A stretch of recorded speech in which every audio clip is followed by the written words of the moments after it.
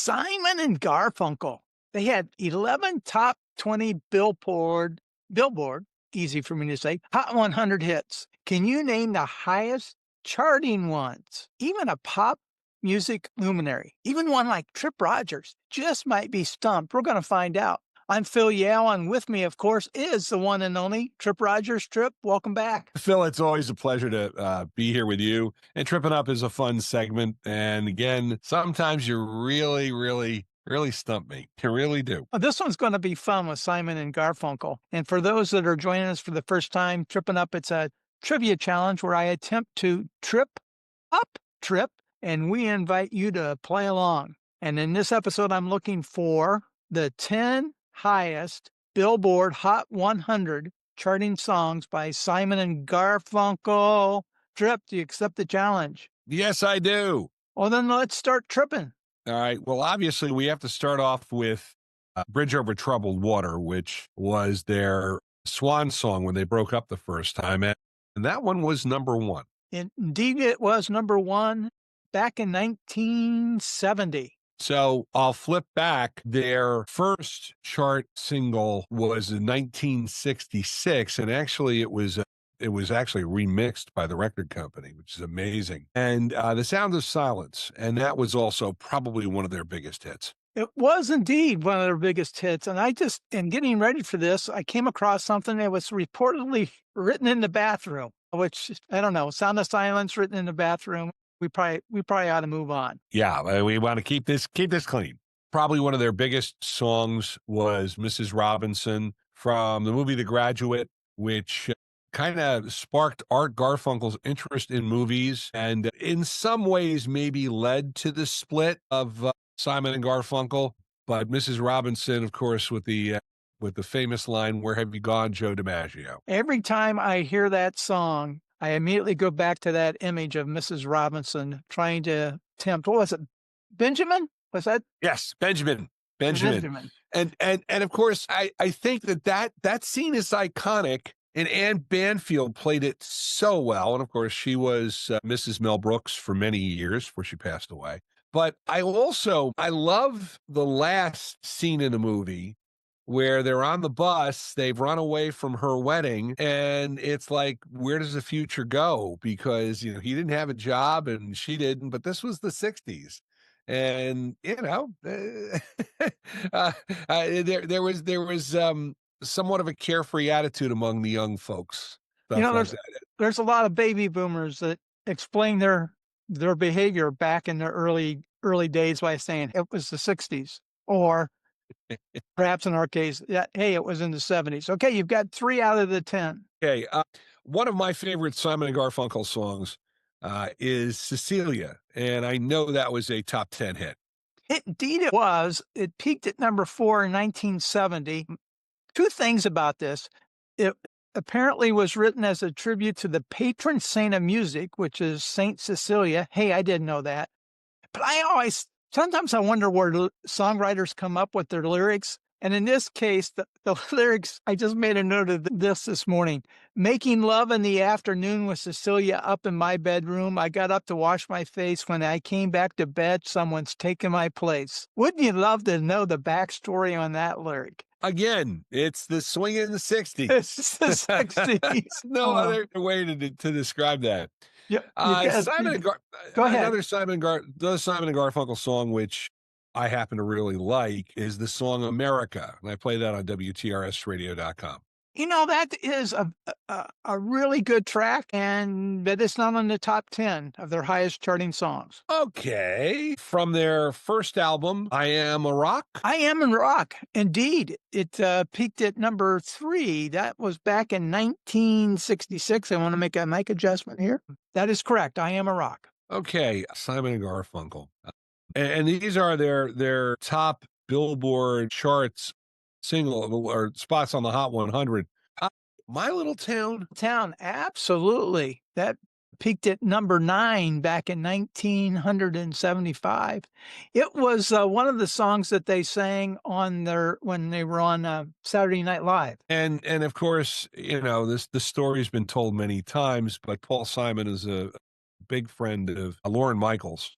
And that's one of the reasons why he has hosted the show so many times. And Paul and Art got together for that, and it was kind of a one-off thing. And they always seem to get together for these one occasion type things. The concert in Central Park in 1981, I was there. And that was that was a phenomenal experience. And Paul and Art, they have this magic together, but they've tried to get together and do tours and stuff. And I think they have kind of resigned themselves to the fact that they are done as a duo. Part of it also is that, Paul Simon retired from touring a few years ago, although he has gone out and done some shows, but he had to cancel for health issues. So, but again, we talk Simon and Garfunkel, and I digress a little bit. I think I am up to 5. I was just gonna let you know. Let's go through what you've got. You've got Sound of Silence, Mrs. Robinson, Bridge Over Troubled Water, I Am a Rock, Cecilia, and My Little Town. Add that up, you've got 6. You only need 4 more, Tripp. Another very pretty song, which they do, and I happen to like a lot. Homeward Bound? Indeed, Homeward Bound. That peaked at number 5 back in '66. Simon reportedly wrote that when he was in England and was feeling a little homesick for the States. Simon and Garfunkel had such a distinct sound, just such a distinct sound. And I think that is very apparent on song from, I think it's 69, The Boxer. Lie, la, lie. Yes, The Boxer. That peaked in number 7 back in 1969. Scarborough Fair, did that chart? Wow. Yes, it did. It is indeed in the top 10. On this list, it peaked at number 11 back in '68. That's the one that's got the line parsley, sage, rosemary, and thyme that I typically sing whenever I'm cooking something. And I had overlooked, Tripp, that it's actually Scarborough Fair is only half the title. It's Scarborough Fair / Canticle. And that is something that had completely slipped past me. And I'm trying to remember. I think when it was on the radio, they would just call it Scarborough Fair. I don't think they added the last part of it, because it was easier to remember. And again, these were the days of top 40 where, you would turn stuff around very quickly. 2.5, 3-minute songs was all it is. You're down to, you only need one more, Tripp. Only one. A song that was a hit for the Bangles in the 80s. I'm not sure if it charted for Simon and Garfunkel. Hazy Shade of Winter. Hazy Shade of Winter. You nailed it. You nailed the top 10. Absolutely correct. That was a huge hit for the Bangles. They took it to number 2. Simon and Garfunkel in '66, it reached number 13 on the charts. Now, I'm curious, can you name just a few just outside of the top 10? Well, the only thing that pops into my mind, and I have to give credit where credit is due, Rich Appel, who does the show, That Thing with Rich Appel, which I run on WTRS, he plays this every so often because he loves this song. At the Zoo. Yes. Yeah. You know what's funny about At the Zoo? That's a song in a million years without getting prepared for this episode. I would have never come up with that one. That peaked at number 16 back in '67. Very good. Yeah. Again, Simon and Garfunkel had a bunch of hits. I mean, they were signed to Columbia Records, and in fact, Columbia is where Paul Simon recorded for a number of years. I should say both recorded for Columbia. Both had long recording contracts with Columbia. So, I mean, that's one of the reasons perhaps why they had these hits. And again, we talk about they're the quintessential group from the 1960s. And much like we had mentioned the Supremes able to continue to have hits during the Beatles' British invasion time, 64, 66, where American artists really found themselves stonewalled. There were some exceptions. The Beach Boys and Russ and the Supremes, Four Tops, Temptations, and Simon and Garfunkel had hits at that time. I just think I got a real trivia question for you. Oh boy. I'll ask you this. Simon and Garfunkel appeared on American Bandstand 1957. Under what name? Tom and Jerry? Very good. Yes. Yes, they appeared. And they had a hit. They had a hit back then. But then Art went to college, and Paul went to Europe. and they kind of separated for a while, and then they got back together in the 60s and started recording again. So Tom and Jerry, yeah. And they appeared on American Bandstand. I think that sounds more impressive than it really is, because American Bandstand at that time was a live show 5 days a week, from 3 until 5 in the afternoon, 5:30, I think.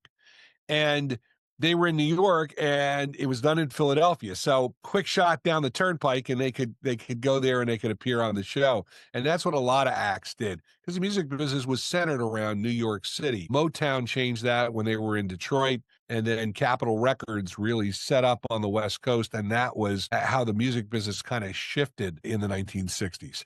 Just a couple more songs outside their 10 highest charting off the Bridge Over Troubled Water album, which, by the way, is a vinyl must listen to through headphones. El Condor Pasa, if I could. Fakin It peaked at number 23 back in 67. You talked about their hits back in 65 and 66. The Dangling Conversation, which peaked at number 25. Although you don't need the bonus question, I got one for you, Tripp. Here we go. They pursued their individual careers. Can you name the highest charting song as solo artists for both Paul Simon and for Art Garfunkel? Well, Paul Simon hit number one as a solo artist twice. Chrome in 1973, and You Can Call Me Out, I think, went to number one in the 1980s. So that would be my guess on Paul Simon. For Art Garfunkel, it would be the song All I Know. That was in 1974. Now, it may be, I'll do some fact checking when I edit this. I did not have Kodachrome as a number one hit. Maybe it was. No, you're right. It wasn't a number one hit. It was number two. It was number two for a number of weeks. There was a number one hit that Paul Simon had. Oh, wait a minute. I'm sorry. 50 Ways to Leave Your Lover. 50 Ways to Leave Your Lover. Absolutely correct on that one. And then for Art Garfunkel, he had a song that got into the top 10. Like I said, All I Know, I think, is his biggest hit. That's it. That's it. Yeah, All I Know. He also had a hit, and they performed it at that Central Park concert in 1981, A Heart in New York. And that has always been one of my favorite Art Garfunkel songs. He did a really great job with that, and they performed it during that concert. And it's the imagery on the song, if you ever hear it, and again, I would suggest you check it out. It does bring to life, New York City and life in the city. It really is cool. Tripp was able to beat the challenge. How did you do? Let us know in the comments section. And please subscribe, like, and comment. Check out the show description. There'll be links to follow Tripp, including at WRHQ.com 105.3 FM. That's down in Savannah, Georgia, and on his own radio station. You can see the website right there on his microphone, WTRSradio.com. Tripp also appears in my discography series called Phil's Treks, including an episode that we did together on the Beach Boys' Pet Sounds. Tripp, thanks again for joining us on this episode of Trippin' Up. Anytime, Phil.